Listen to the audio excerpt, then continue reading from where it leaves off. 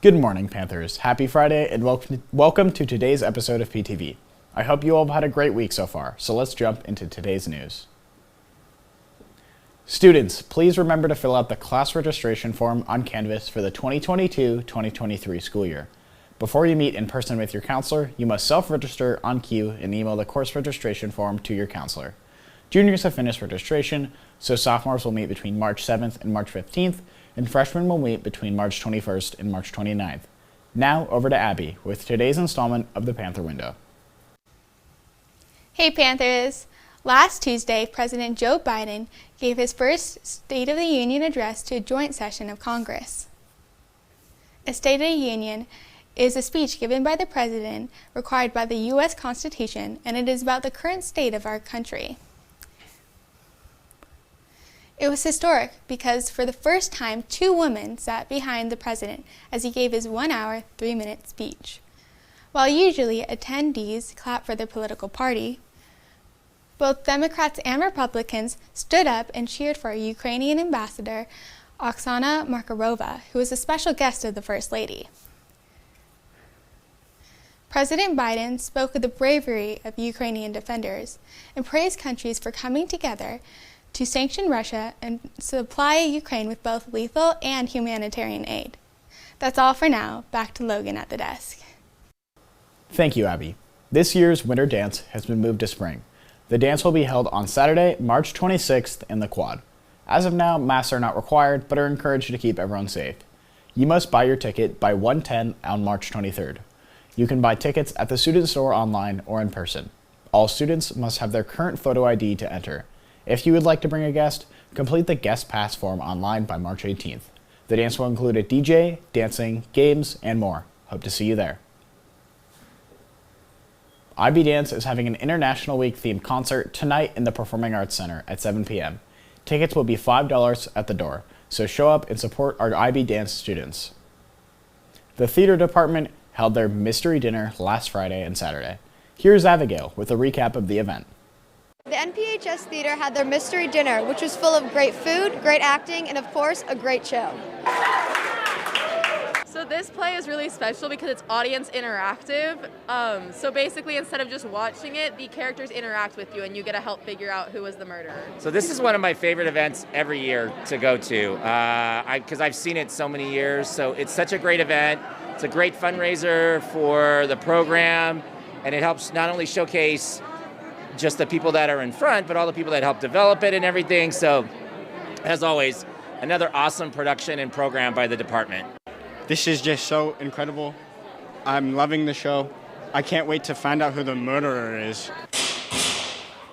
It seemed interesting. I'm going in almost completely blind, so I'm curious to see what's going on. It's really interesting. All of the actors are really great, staying in character, so it's a really fun time. Another amazing show put together by the theater department. I'm Abigail Morris, and let's send it back to the desk. It's that time of year again. Time for the wonderful NPHS art show and the Ekphrastic Poetry Contest. This contest involved photographing a work of art at the show, then writing a poem that is synergistic to the art, not merely describing it. We have 3 Apple gift cards to give to the top 3 student poets. Contest rules are in the Ekphrastic flyer, available on all NPHS social media, and will be on Mr. Lapierre's s'more on Monday. Be sure to follow rules carefully. Poems and photos should be on one page and shared in your Google Drive with the Literary Magazine Drive, found at Newbury Park High School Lit Magazine at gmail.com. Please do not email submissions. The contest deadline is Monday, March 21st at midnight. There has been a lot of talk about Athens Services here in Thousand Oaks, as well as the changes to waste collection that are coming with them. Jack decided to learn a little bit more about the community and what, as citizens, should be doing differently to help reduce our waste and emissions.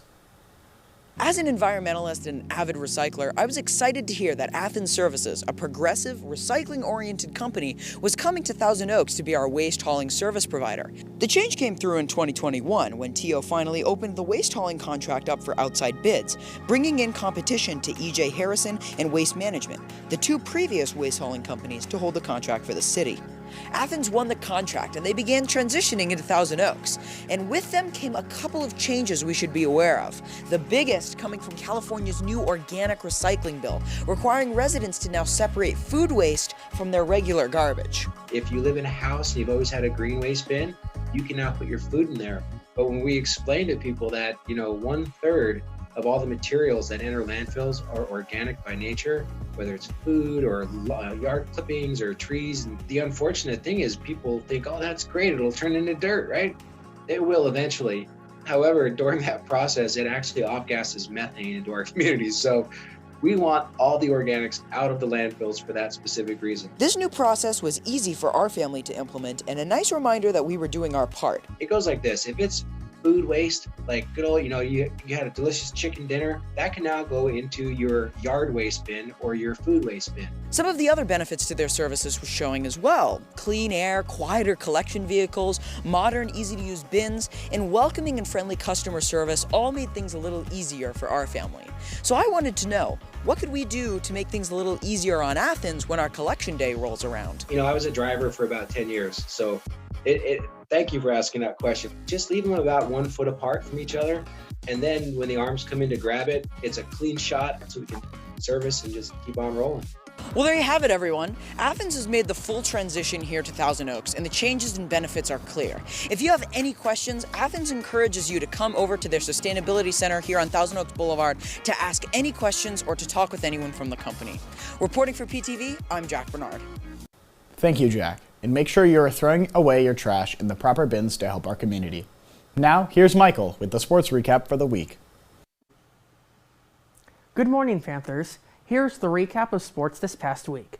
On Tuesday, girls softball took a tough loss against Agora with a score of 8-1, but is back at it on Saturday when they face off against Buena. Our co-ed stunt cheer team will be participating in the VC kickoff tournament tonight in Westlake, so good luck to them tonight.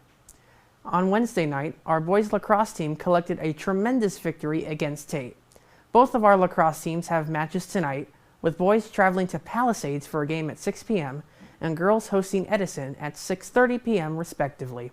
That concludes the sports recap. Back to Logan at the desk. Well, Panthers, that is all I have for you today. I hope you all have a great weekend. Look both ways, make good choices, and don't do dumb things. Have a wonderful 34 period.